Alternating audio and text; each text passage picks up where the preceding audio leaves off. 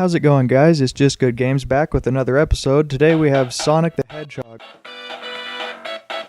This is going to be a 4-part series in which we cover Sonic 1, 2, and 3, as well as Sonic and Knuckles, so stick around, it's going to be a good one.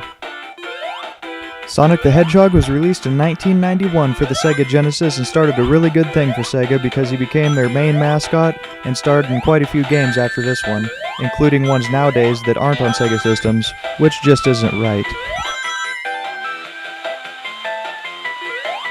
One of the first things you notice when you power on any Sonic game is the soundtrack. Even if it's been 10 years since you've played the game last, you remember the soundtrack and you can easily hum along to it.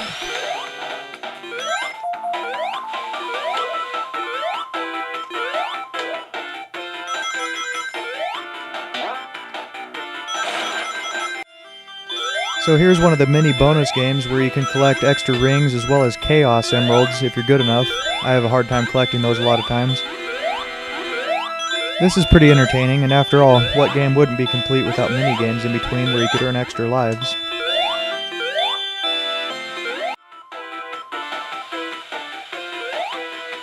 When this game was released, it wasn't really like any other game we had seen before. You know, we had Mario and all the other platformers that were kind of similar to that in some way. But this was a new, different style of platforming game. It was kind of a platformer mixed with sort of a racing game, if I could describe it that way. Just, you know, it relied a lot on speed, get you through the loops, over jumps, off springs. It was just a really fast-paced platformer, which made it really enjoyable for a lot of people. Except for me, because I hated this game. Psych! I played the crap out of Sonic games when I was a kid.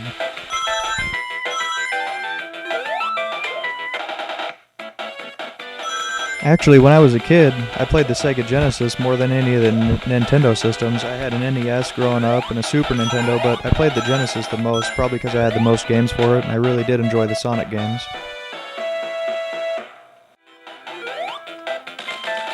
Then, of course, you get to free all your little buddies when you beat a level.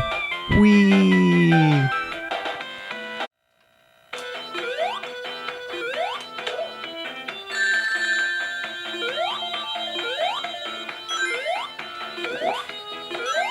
This game has seen a lot of ports onto different systems and whatnot, even some cell phones I've seen it on, even the old school cell phones like the flip phones, you can get it on there.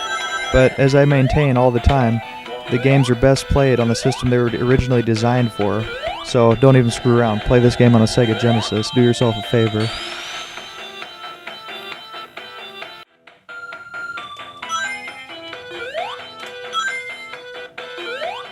You really do need to collect rings in this game, at least I do, because I do die quite a bit.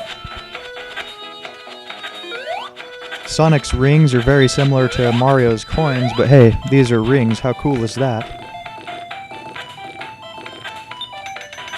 There's a lot of good interaction in the levels too, like, you know, pushing blocks around or different things that you have to solve little puzzles to get through into the next course.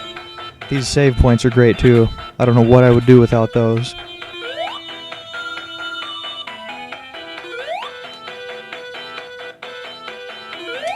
The shield is also a nice feature to have, as you can see right there. It kept me from losing all my rings.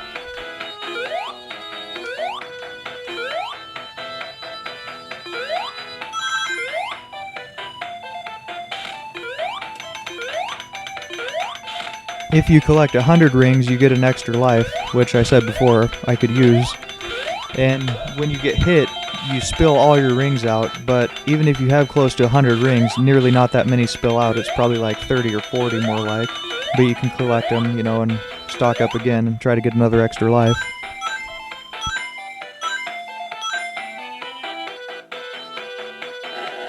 Sonic was kind of meant to be a cooler character than Mario, you know, not really for the little kids. He was kind of like more for the older kids. He was too cool for school. I mean, if you just sat there with him, he'd start tapping his foot at you and stuff. He was just meant to be, you know, targeted towards a little bit older audience than the Nintendo crowd. Sonic the Hedgehog is a definite must-have game for any Sega Genesis owner. It's just a good game all around.